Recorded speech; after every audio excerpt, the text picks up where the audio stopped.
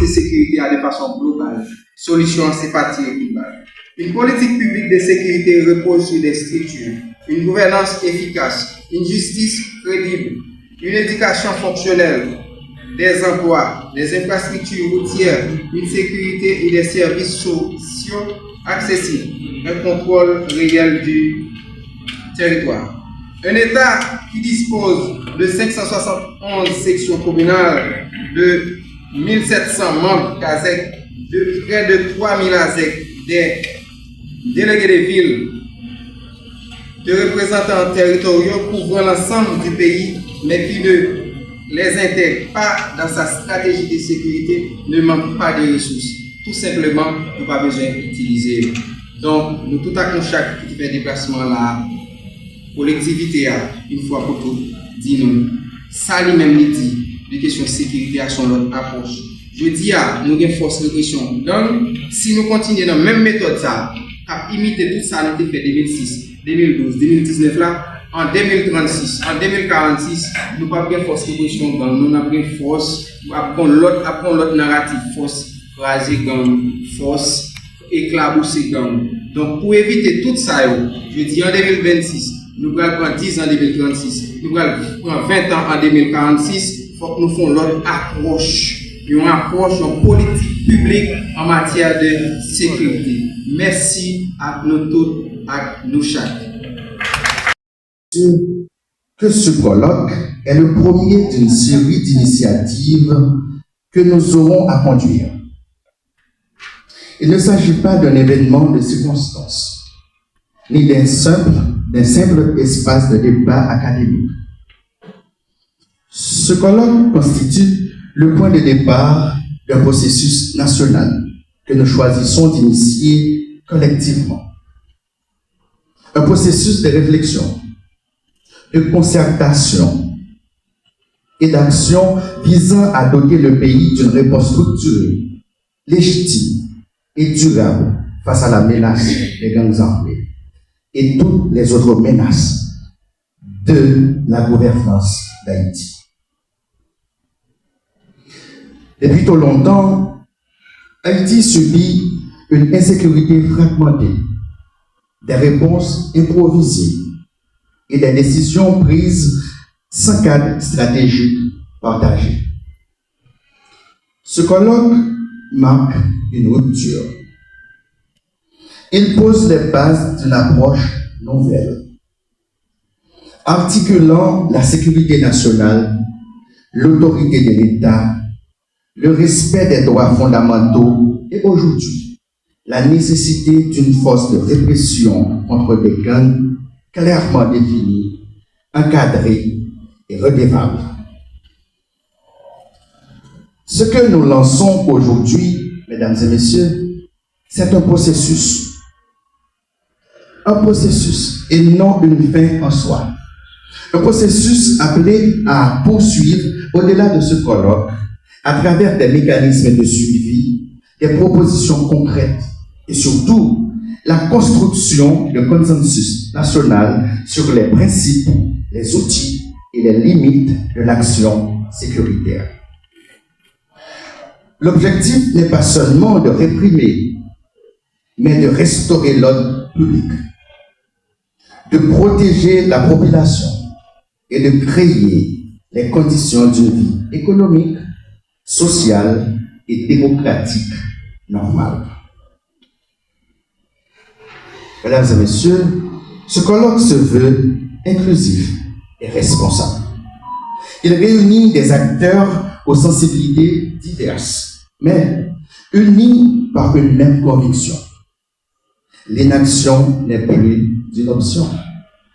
La sécurité ne peut être pensée en silo, ni abandonnée à l'urgence permanente. Elle doit devenir une politique publique cohérente, fondée sur l'expertise, la concertation et la légitimité nationale.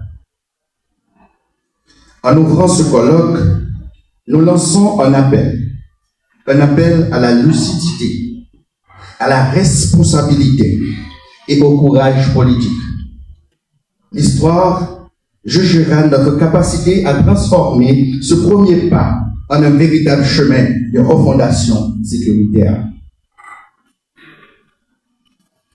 Que ces travaux marquent le début d'un engagement collectif durable au service de la paix, de la dignité et de la souveraineté de la République d'Haïti. Mesdames et messieurs, j'ai l'honneur de déclarer ouvert le colloque sur la sécurité nationale et la force de répression contre les gangs. Merci beaucoup. L'ancien député Yves Déroulet, qui vient de présenter le cadrage de ce colloque, qui est une activité qui vise l'échange. L'échange autour d'un fléau qui nous concerne tous, c'est l'insécurité.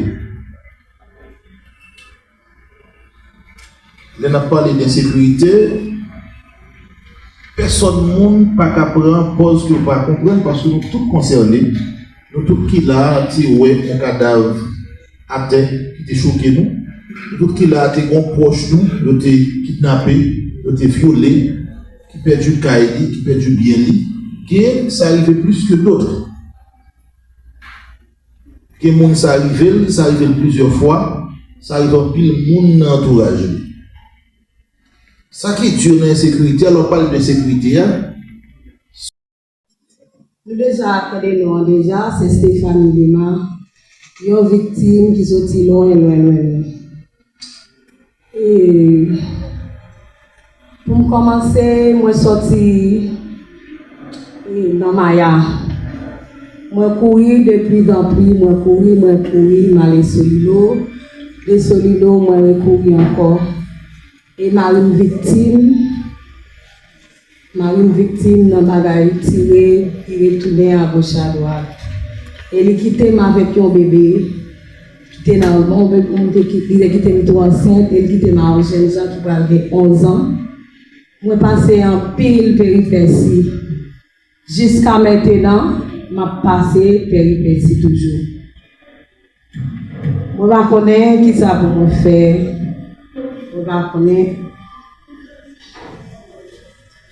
Moi, quand dit pays, ça paraît fou. Je vais faire mon mari. Pas de rien pour parler de là. Mais nous, plutôt, prendre quantité. La fourmi, 3000 policiers. Dans les 3000 policiers, nous avons 1500 déjà volés. Et puis, nous avons 3000 policiers. Ça va faire sens. Nous ne pouvons pas comprendre qui a déserté parce que nous ne pouvons pas avoir moyens pour retirer la police en plus. Nous ne pouvons pas être soldats ni moyens. Nous ne pouvons pas être collectivité aux moyens pour nous construire logement. Pour employer fonction publique. Puisque c'est collectivité qui a une responsabilité bien nette. Employer fonction publique là pour bien servir commune pour collectivité là. Donc, une bonne bagaille qui empêche ça. Mais bon, je retourner sur le sujet premier qui force de répression des gangs. Force ça pour avoir un travail, nous par contre sur l'obédience qui est. Est-ce que c'est la police qui va le contrôler ou bien est-ce que c'est lui-même qui va contrôler la police? Nous déjà avons une force et presse sur place, nous ne pouvons pas connaître, nous avons des trous qui ont éclaté, nous ne pouvons pas si c'est la police qui a éclaté ou si c'est une presse qui a éclaté. Personne ne va connaître rien ça. Le gouvernement et personne ne va communiquer sur qui est-ce qui a fait ça. C'est tandis que nous avons éclaté, nous avons qui est-ce qui a piloté. Nous tendons qu'il y a une opération qui a mené ces côtés. Est-ce que c'est la police? Est-ce que c'est une presse? Hélicoptère, est-ce que c'est une presse pour connaître pas pilote hélicoptère haïtien? Qui s'allie là-dedans? Tellement pas d'informations et pas réclamer information non plus. Parce que nous-mêmes, en tant que peuple, nous ne pouvons pas exiger rien, non? Nous ne pouvons pas d'informations. Et tellement pas d'informations que personne, je ne dis pas qu'à dire exactement comment force ça, ou réagir sur le terrain.